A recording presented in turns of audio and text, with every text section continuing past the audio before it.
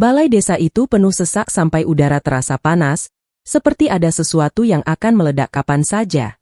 Di depan, layar proyektor menampilkan rekaman CCTV yang buram, tapi cukup jelas untuk membuat beberapa orang menahan napas. Di atas meja panjang, sebuah map coklat sudah terbuka, dan di sampingnya tergeletak benda kecil hitam, seperti gantungan kunci, yang ternyata alat perekam suara. Bulas berdiri kaku, telapak tangannya basah, sementara Bayu menatapnya dengan mata yang bukan lagi mata seorang anak. Kalau ibu buka mulut, ibu yang bakal hilang duluan. Suaranya rendah, menghantam lebih keras daripada teriakan siapapun di ruangan itu. Di belakang Bayu, beberapa orang mulai berbisik, dan satu kursi jatuh, bunyinya membuat jantung Bulas seperti ikut jatuh. Bagaimana mungkin semua ini bermula dari satu kunjungan yang terlihat manis, seolah-olah Bayu pulang membawa bakti? Halo semuanya, selamat datang di Kamar Plot. Hari ini saya akan membawa kalian masuk ke dalam sebuah kisah yang sangat tidak biasa tentang Bulas. Sebelum kita lanjut ke rahasia di balik topeng manusia ini, jangan lupa klik like, subscribe, dan tulis di kolom komentar kalian nonton dari kota mana ya. Subuh masih muda ketika Bulas sudah bergerak di dapurnya yang sempit. Panci nasi uduk mengepul pelan, aroma santan dan daun pandan naik ke langit-langit yang menghitam oleh asap bertahun-tahun. Tangannya cekatan, tapi bukan tangan orang yang hidupnya ringan. Setelah suaminya pergi entah kemana dan tak pernah kembali, hidupnya jadi seperti jalan sempit di gang, harus dilalui meski sering bikin tersandung. Ia jualan di pagi hari, lalu siangnya menerima cucian tetangga, mesin cuci tua yang kadang rewel itu jadi teman sekaligus musuh. Bulas jarang mengeluh, bukan karena tidak sakit, tapi karena ia sudah terlalu sering mendengar dirinya sendiri menangis dalam hati, dan lelah. Kadang ia menatap foto lama Bayu saat masih kecil. Wajah polos yang dulu selalu memanggil, "Ibu," tanpa rasa malu. Kalimat yang paling sering ia tahan di tenggorokan bukan doa, tapi pertanyaan. Kapan anaknya terakhir benar-benar pulang sebagai anak? Kadang yang paling tajam bukan hinaan orang luar, tapi dinginnya orang yang lahir dari tubuh sendiri. Pagi itu, gang kontrakan mendadak heboh. Suara mobil berhenti di depan rumah Bulas, padahal jarang ada mobil masuk sejauh itu. Bulas mengangkat kepala, tangan masih basah oleh air cucian. Bayu turun dengan kemeja rapi, jam tangan mengilap, dan senyum lebar yang seperti sudah dilatih. Di tangannya ada bingkisan dan kantong plastik berisi buah. Beberapa tetangga langsung keluar, ada yang pura-pura menyapu, ada yang pura-pura lewat saja. Bayu memeluk Bulas agak lama, cukup lama untuk dilihat semua orang. "Ibu, ini buat ibu." Bayu kangen, katanya lantang. Uang diselipkan ke tangan Bulas, lalu ponsel Bayu terangkat, satu foto, dua foto, dan sebuah video pendek, seolah-olah kasih sayang harus punya bukti. Bulas tersenyum kecil, lebih karena tidak tahu harus bagaimana. Ia ingin percaya, tapi pengalaman mengajarinya. Harapan sering datang dengan syarat. Begitu pintu rumah tertutup, udara berubah. Senyum Bayu menipis, suara tetangga lenyap, yang tersisa hanya bunyi kipas angin berdengung dan langkah Bayu yang langsung menuju meja. Ia mengeluarkan map dokumen seperti orang yang sedang mengejar target, bukan menemui ibu. "Ibu tinggal tanda tangan aja," katanya cepat. Kertas-kertas itu penuh tulisan kecil. Ada istilah yang Bulas tidak mengerti, ada kolom tanda tangan yang kosong menunggu. Bulas mengerutkan kening, menahan rasa tidak enak yang tiba-tiba muncul. "Ini soal tanah bapakmu?" tanyanya pelan. Bayu menghela napas, nadanya mulai tidak sabar. "Ibu jangan ribet. Tanah itu bisa jadi uang. Bayu butuh beresin semuanya sekarang." Kalimat, "sekarang," itu terdengar seperti ancaman yang dibungkus logika. Bulas menolak halus, menyuruh Bayu duduk dulu, minum teh dulu. Ia berjalan ke dapur, mengambil gelas, tapi matanya sesekali melirik map itu, seperti melihat sesuatu yang bisa merenggut sisa hidupnya. Di sudut lemari, tas kain kecil miliknya tergantung, tas yang entah kenapa ia tarik dan ia letakkan dekat pintu, kebiasaan yang ia lakukan kalau sedang merasa tidak aman. Bayu mengikuti Bulas sampai ke dapur, suaranya merendah tapi tajam. "Ibu itu nggak ngerti apa-apa. Ibu cuma bikin Bayu susah." Bulas menelan ludah. Ia ingin bertanya kenapa anaknya terdengar seperti orang lain, tapi ia juga takut jawabannya. Tidak lama kemudian, Rina sempat mampir mengantar obat tensi, dan Bulas buru-buru memasang wajah baik-baik saja. Bayu kembali memakai topengnya, menyapa Rina ramah, bahkan sempat bilang, "Makasih ya sudah jagain ibu." Saat Rina pergi, Bulas merasa satu hal makin jelas. Bayu tidak datang untuk pulang. Bayu datang untuk mengambil sesuatu. Sebelum pergi, Bayu mengajak Bulas, jalan sebentar ke hutan wisata, biar ibu adem. Bulas mengangguk, pura-pura menurut, lalu berkata ingin singgah ke puskesmas dan berhenti di rest area tertentu dulu. Bayu tampak terganggu, tapi ia tetap mengiyakan, seolah waktu memang sedang mengejarnya. Dan ketika mobil mulai meninggalkan kota, masuk ke jalan yang semakin gelap, Bulas melihat Bayu menekan layar ponselnya, mematikan lokasi, lalu tersenyum kecil. Senyum yang tidak pernah ia lihat dari anaknya sendiri. Bulas merapatkan tas kain itu ke pangkuannya, dan dadanya tiba-tiba sesak. Kenapa anak yang tadi memeluknya di depan tetangga, sekarang justru seperti sedang mengantar ibunya ke tempat yang tidak boleh diketahui siapapun? Jalan menuju hutan itu semakin sempit, lampu jalan jarang, dan kaca mobil seperti menelan bayangan pepohonan yang berjejer rapat. Bulas hanya sempat mengingat dua hal sebelum pikirannya mulai berputar. Bayu tadi mematikan lokasi ponsel, dan senyum kecil itu muncul seperti tanda bahwa ia sedang mengunci sesuatu. Ia menelan ludah, memeluk tas kain di pangkuannya lebih erat, lalu mencoba bicara pelan agar suaranya tidak gemetar. "Kita mau kemana? Yu? Ini jalurnya kok beda." Bayu tidak langsung menoleh. Tangannya mantap di setir, seolah-olah ia sedang menyetir ke tempat yang sudah dihafal, bukan sekadar jalan-jalan. "Udah, ibu jangan banyak tanya. Ibu capek, kan? Nanti juga adem." Jawabnya pendek. Tujuan Bulas sederhana, tapi terasa seperti mustahil. Ia ingin pulang hidup-hidup, dan ia ingin memastikan kalau firasat buruknya benar atau hanya ketakutannya sendiri. Namun setiap meter yang dilewati membuat kata, "pulang," terasa semakin jauh. Ia meraba isi tas kain itu, memastikan ponsel cadangan masih ada, powerbank masih penuh, dan benda kecil hitam yang tampak seperti gantungan kunci masih terselip di sudut. Alat perekam yang ia pakai kalau ada pelanggan laundry yang suka ngeles soal pembayaran. Ia tidak pernah menyangka, barang kecil itu mungkin jadi satu-satunya hal yang bisa menyelamatkan dirinya. Kadang keselamatan tidak datang dari keberanian, tapi dari kebiasaan kecil yang dianggap sepele. Mobil akhirnya berhenti di sebuah bahu jalan tanah, jauh dari keramaian. Angin yang masuk saat pintu dibuka membawa aroma lembab dan tanah basah, seperti napas panjang dari dalam hutan.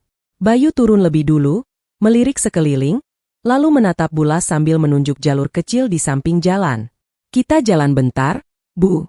Di sana ada spot enak. Ibu bisa duduk." Kalimatnya terdengar normal, tapi nadanya terlalu terukur. Bulas turun pelan, lututnya terasa lemah bukan karena usia, melainkan karena rasa takut yang dipaksa tenang. Ia mengikuti Bayu, langkahnya hati-hati, sandal tipisnya menginjak kerikil dan daun kering yang renyah. Beberapa menit pertama, jalurnya masih seperti jalur orang lewat. Tapi kemudian, Bulas melihat sesuatu yang membuat perutnya mengeras. Tanah yang tergerus ban, potongan pita plastik warna-warni tergantung di ranting, dan bekas pohon yang dipotong bersih seperti luka baru. Ini bukan sekadar tempat wisata. Ini seperti jalur kerja. Bulas berhenti sebentar, menatap Bayu dari belakang. Ia ingin balik, ingin bilang cukup, tapi ia juga tahu. Bila ia menantang sekarang, ia sendirian. Bayu menoleh, senyumnya muncul lagi, tapi dingin. "Kenapa berhenti?" tanyanya. Bulas memaksa tersenyum. "Napas ibu pendek. Tua, Yu," katanya, lalu pura-pura merapikan tas kain di samping pinggang. Di sela gerakan itu, jarinya menekan tombol kecil alat perekam. Tidak ada bunyi, tidak ada lampu mencolok. Hanya satu klik halus yang tidak akan disadari orang yang tidak tahu. Bulas berharap rekaman itu menangkap apapun yang akan terjadi, karena ia merasa sesuatu buruk sedang mendekat. Mereka berjalan lebih jauh. Bayu tiba-tiba berbicara tanpa menoleh, seperti orang yang menumpahkan beban yang sudah terlalu lama ditahan. "Ibu tahu nggak? Hidup Bayu itu susah gara-gara ibu." Bulas tercekat. Kata-kata itu menamparnya lebih keras daripada dinginnya angin hutan. "Ibu cuma mau kamu baik," jawabnya pelan, suaranya retak di ujung. Bayu tertawa singkat, bukan tawa bahagia. "Baik? Ibu pikir nasi uduk sama cucian itu bikin Bayu bangga? Ibu bikin Bayu kelihatan kecil. Bulas merasa dadanya sesak. Ia ingin menangis, tapi air mata tidak keluar. Yang muncul justru rasa kosong yang dingin. Bayu berjalan semakin cepat, seolah-olah sengaja membuat jarak. Ia menunjuk sebuah area agak lapang di dekat batang pohon besar. Ibu tunggu di sini. Bayu cek mobil sebentar. Ada barang ketinggalan, katanya. Lalu Bayu berbalik sebelum Bulas sempat menjawab. Ia menatap punggung anaknya yang menjauh, dan untuk pertama kalinya, ia sadar, Bayu tidak sedang mengajak jalan-jalan. Bayu sedang menyiapkan sesuatu. Bulas menunggu. 1 menit, 2 menit, 5 menit. Suara langkah Bayu menghilang di telan rimbun. Bulas mulai gelisah, berdiri, melangkah mengikuti arah Bayu, tapi jalur itu bercabang, dan pepohonan membuat semuanya terlihat sama. Bayu? Panggilnya. Tidak ada jawaban. Ia memanggil lagi, lebih keras. Hanya suara serangga yang menjawab, dan dari jauh terdengar bunyi mesin mobil menyala. Bulas berlari kecil sekuat yang ia bisa, napasnya tersengal, dadanya seperti ditarik.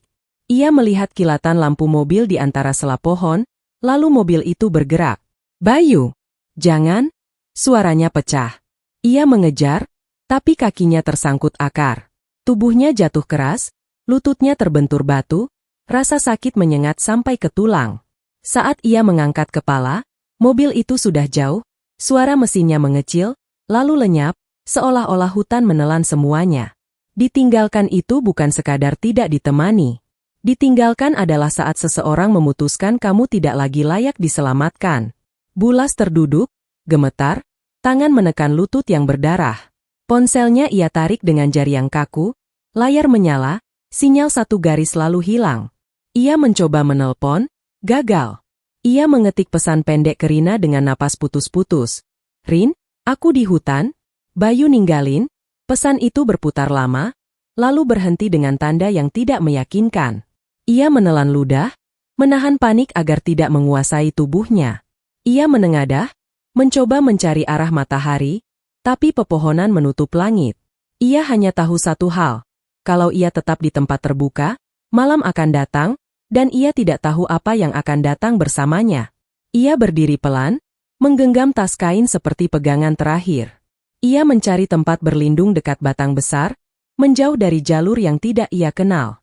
Waktu berjalan lambat, dan ketika langit mulai gelap, suara-suara hutan menguat, seolah-olah ada ribuan mata yang mengintai dari balik daun. Bulas menahan napas setiap kali ranting patah di kejauhan.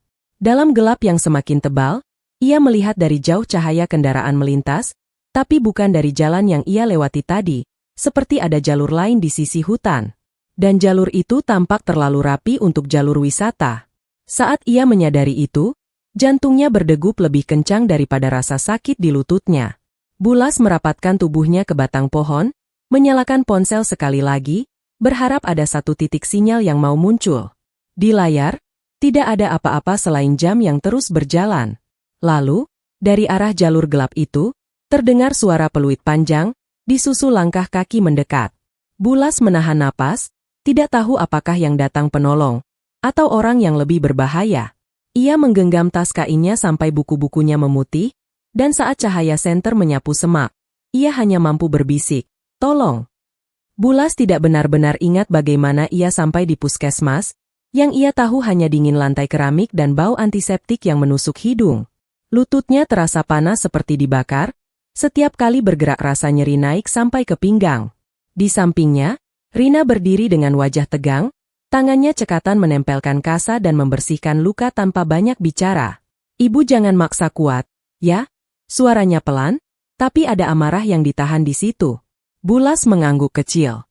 Ia ingin menjelaskan semuanya, tapi kata-kata terasa berantakan, seperti benang kusut yang kalau ditarik malah makin menyakitkan.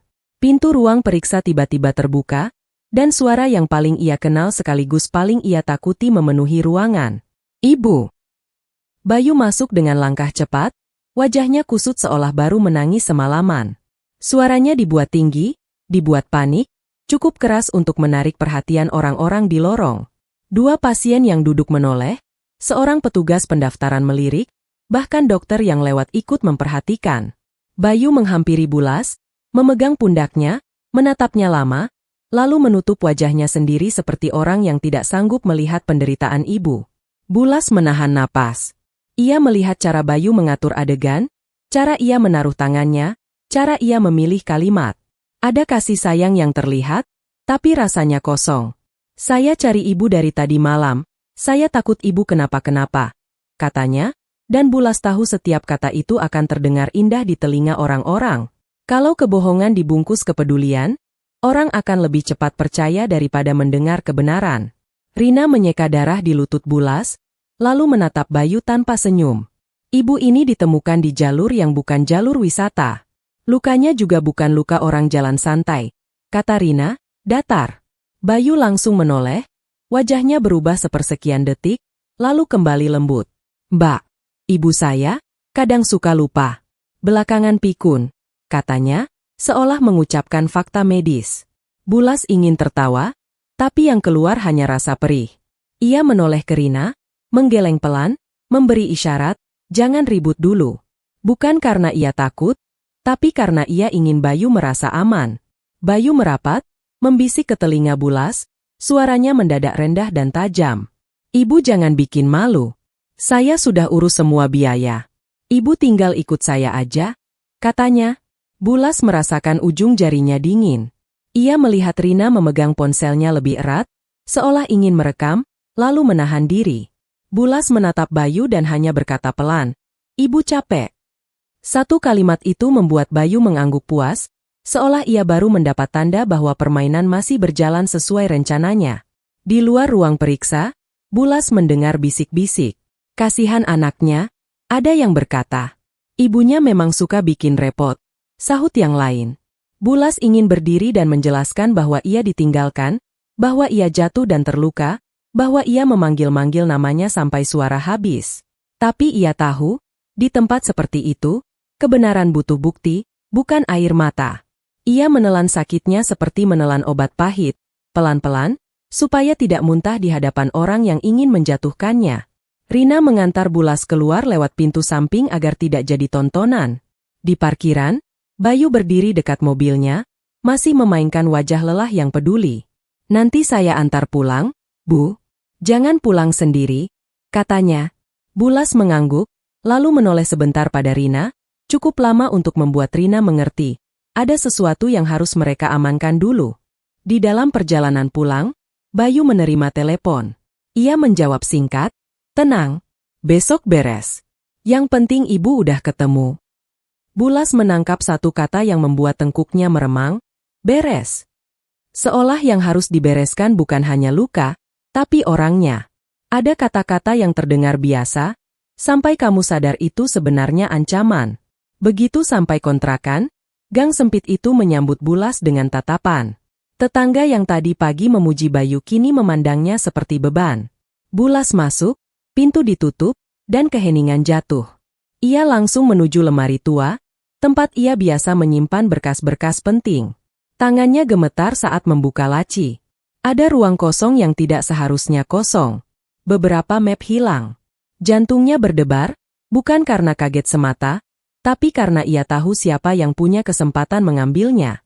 Rina datang tak lama kemudian membawa termos dan obat, lalu melihat wajah Bulas yang pucat. Bulas menunjuk laci itu tanpa banyak bicara. Rina menarik napas panjang, menahan sumpah serapah. Ibu pernah titip amplop kemarin, kata Rina, cepat.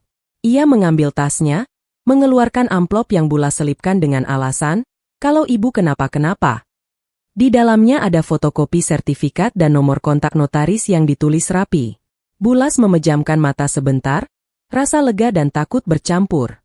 Setidaknya, tidak semua diambil. Rina lalu memotret luka Bulas lebih jelas, menyimpan catatan waktu penanganan, dan menyusun kronologi singkat di ponselnya.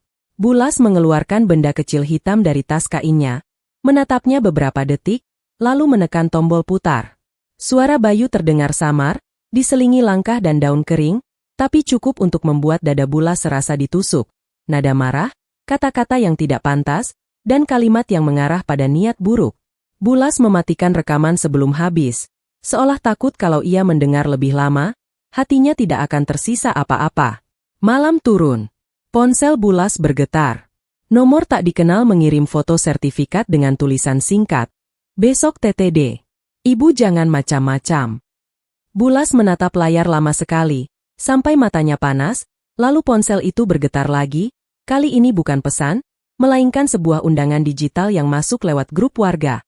Rapat balai desa tentang pembebasan lahan, besok pagi. Dan Bulas tahu, besok bukan cuma rapat. Besok adalah panggung tempat Bayu akan mengubur namanya, kalau ia tidak bergerak duluan.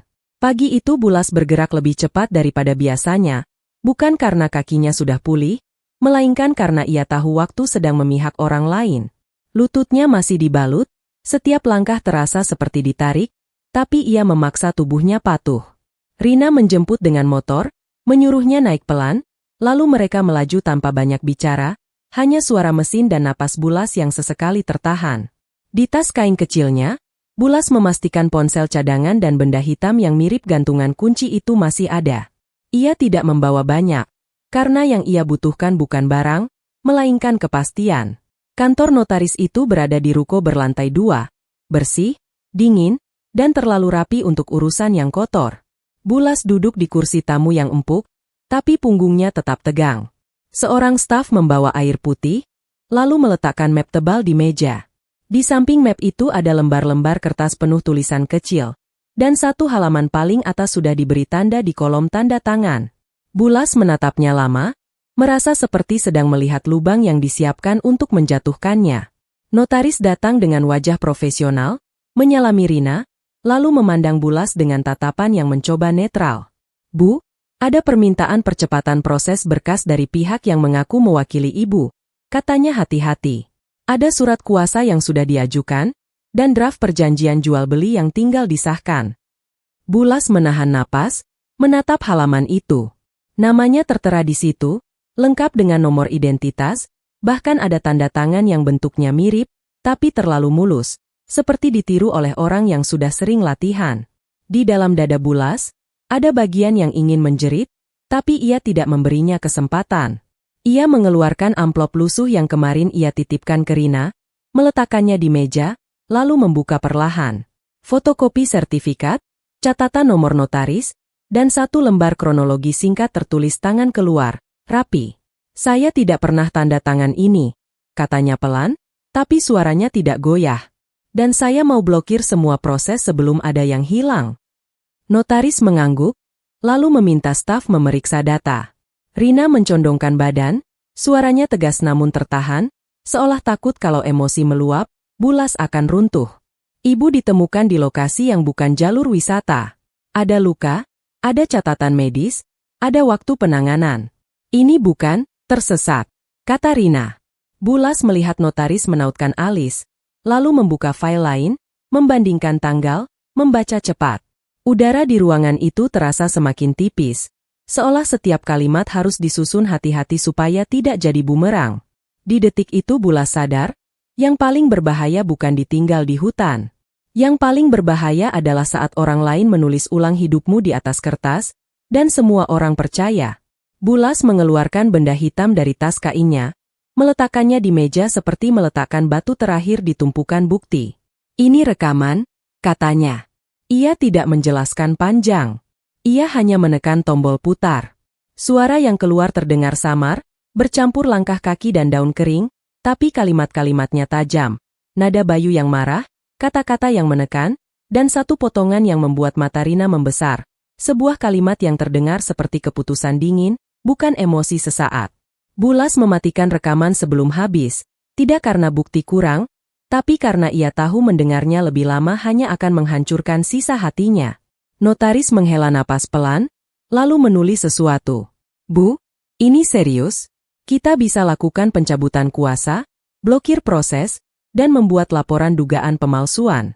Tapi kita butuh penguat timeline," katanya. Bulas mengangguk, lalu menyebut rest area itu, tempat ia minta berhenti dengan alasan sepele. Rina langsung paham. Ia mengeluarkan ponsel, menunjukkan tangkapan layar lokasi dan waktu berhenti, lalu menunjukkan pesan yang sempat terkirim meski singkat. Notaris menatap jam di layar, mengangguk lagi, dan Bulas merasa ada satu simpul yang mulai mengencang di leher Bayu. Perlahan, tapi pasti.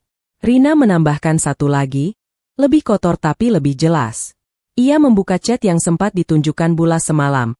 Foto sertifikat, ancaman, besok TTD, lalu tangkapan lain yang baru mereka dapatkan dari seorang kenalan, percakapan Bayu dengan seseorang, membahas uang muka lahan dan kalimat yang terlalu klinis untuk urusan keluarga.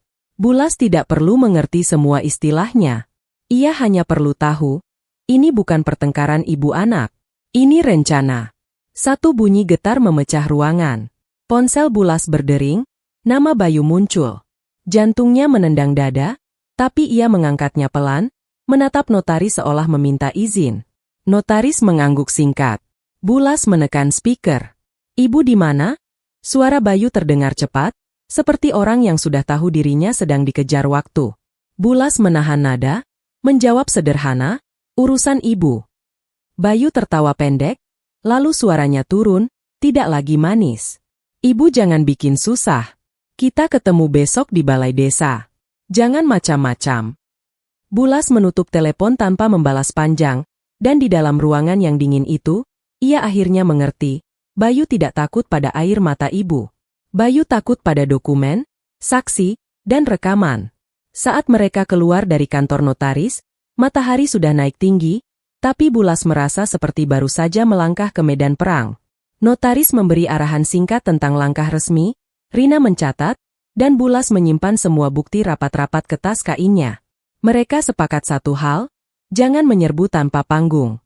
Balai desa besok adalah tempat paling berisiko, tapi juga tempat paling tepat untuk menjatuhkan topeng Bayu di depan orang yang selama ini ia hipnotis dengan citra anak berbakti. Menjelang malam, Bulas baru sempat duduk di ruang tamu kontrakannya, menatap pintu, mendengar suara gang yang biasa. Lalu langkah kaki berhenti tepat di depan rumahnya. Ada suara berbisik, lebih dari satu orang. Pintu digedor sekali, lalu dua kali, lebih keras. Di balik daun pintu yang tipis, suara Bayu terdengar dingin. Bu, buka. Kita ngobrol baik-baik. Pagi itu balai desa sudah seperti pasar yang salah tempat. Kursi plastik berjejer rapat, kipas angin berputar malas, dan orang-orang bicara setengah berbisik, setengah menghakimi. Bulas melangkah masuk dengan lutut yang masih nyeri, ditemani Rina dan seorang pendamping dari kantor notaris yang membawa map tebal. Di dadanya ada rasa takut yang memukul-mukul, tapi ia menahannya di bawah wajah yang tenang. Ia tahu sekali saja ia terlihat goyah, mereka akan menganggapnya bukti bahwa Bayu benar. Ibu ini sudah tidak waras. Di depan, Bayu sudah duduk dekat meja perangkat desa, rapi, wangi, dan sangat siap. Ia menatap Bulas sejenak, lalu tersenyum ke orang-orang, senyum anak teladan. Ketika rapat dibuka, Bayu berdiri lebih dulu, suaranya lantang dan hangat, seperti pidato yang dilatih di depan kaca. Ia bicara tentang kebaikan, tentang masa depan, tentang pembebasan lahan yang menguntungkan warga, lalu menutup dengan kalimat yang sengaja diarahkan ke Bulas. Ibu saya kondisinya menurun. Kadang suka lupa. Jadi saya yang wakilkan, demi kebaikan keluarga, katanya, dan beberapa orang mengangguk simpati, seolah keputusan sudah diambil sebelum Bulas sempat bicara. Bulas merasakan tangan Rina menguat di lengannya, menahan agar ia tidak terpancing. Ia menunggu jeda, lalu berdiri perlahan. Suaranya tidak keras, tapi jelas. Saya pemilik sah. Saya sehat. Dan saya tidak pernah memberi kuasa untuk menjual, katanya. 1 detik hening, lalu desis kecil berhamburan dari berbagai sudut. Bayu langsung bergerak cepat, bukan dengan amarah, melainkan dengan kepanikan yang disamarkan menjadi kepedulian. Bu, duduk aja. Jangan bikin repot. Nanti ibu capek, katanya sambil mencoba mendekat, seolah hendak menuntun. Kalau seseorang menahanmu sambil tersenyum, itu bukan bantuan. Itu cara halus untuk membungkam. Pendamping notaris maju satu langkah, membuka map, dan menyebutkan dengan tenang bahwa proses transaksi dibekukan karena ada dugaan pemalsuan dan pencatutan kuasa. Kata, pemalsuan, membuat ruangan bergeser suasananya, seperti angin yang tiba-tiba berubah arah. Bayu tertawa kecil, pura-pura santai. Ini cuma salah paham, katanya cepat, lalu menatap perangkat desa, mencari dukungan. Namun Bulas mengangkat telapak tangan, meminta satu kesempatan lagi. Ia tidak ingin menang dengan teriakan. Ia ingin menang dengan urutan yang rapi. Rina mengeluarkan ponsel, menyambungkannya ke layar proyektor yang sudah disiapkan untuk presentasi perusahaan. Sekali lagi ruangan hening, kali ini karena orang-orang penasaran. Bulas menatap layar itu dengan jantung memukul keras, karena ia tahu begitu bukti pertama muncul, tidak ada jalan kembali. Video CCTV rest area tampil, tanggal dan jam terlihat jelas. Di layar, Bulas dan Bayu turun dari mobil, Bayu berjalan ke belakang, lalu beberapa saat kemudian Bayu kembali masuk mobil sendirian. Mobil itu keluar dari parkiran tanpa Bulas. Suara, loh, dan, hah, terdengar beruntun, kecil tapi banyak, seperti tetesan yang mulai jadi hujan. Bayu menegang, rahangnya mengeras. Itu ibu saya jalan duluan. Ibu saya suka tiba-tiba. Ia mengarang, tapi kalimatnya mulai patah karena terlalu banyak mata menatap. Bulas tidak buru-buru. Ia memberi ruang agar kebohongan Bayu terdengar makin rapuh. Rina menunjukkan catatan medis puskesmas. Luka di lutut, waktu masuk, dan kondisi Bulas saat ditemukan. Pendamping notaris menambahkan kronologi singkat yang sudah distempel. Lalu seorang pria bertubuh kekar berdiri dari barisan belakang, Pak Hadi. Suaranya tegas, tidak dramatis, tapi justru itu yang membuat orang percaya. Ia menyebut titik koordinat lokasi Bulas ditemukan, menunjukkan foto jalur tanah yang bukan jalur wisata, bekas ban, dan pita penanda seperti jalur kerja proyek. Kalau orang tersesat, biasanya masuk jalur wisata. Ini jalur lain, jalur kerja, katanya. Bayu mulai memandang ke kiri kanan, seperti mencari lubang keluar. Perwakilan perusahaan mencoba mengambil alih. Maaf, ini rapat pembebasan lahan, bukan sidang keluarga, katanya, kaku. Tetapi Bulas maju setengah langkah dan mengeluarkan benda kecil hitam dari tas kainnya. Ia meletakkannya di meja, tepat di bawah mikrofon rapat, lalu berkata pelan, kalau ini cuma sidang keluarga, kenapa ada ancaman dan dokumen palsu? Tangannya menekan tombol putar. Suara Bayu terdengar dari rekaman, samar tapi cukup jelas untuk membuat napas orang-orang tersangkut. Nada marah, kalimat menekan, dan satu potongan yang terdengar seperti niat menyingkirkan, bukan sekadar emosi. Rapat pecah. Ada yang berdiri, ada yang protes, ada yang memaki Bayu pelan-pelan. Bayu membanting kursinya mundur, wajahnya memerah, tapi ia masih mencoba tersenyum, masih berusaha menjaga topengnya. Ini dipelintir. Itu bukan maksud saya, teriaknya, suaranya mulai kehilangan bentuk. Bulas menatapnya tanpa air mata. Ia tidak merasa menang. Ia hanya merasa akhirnya terlihat.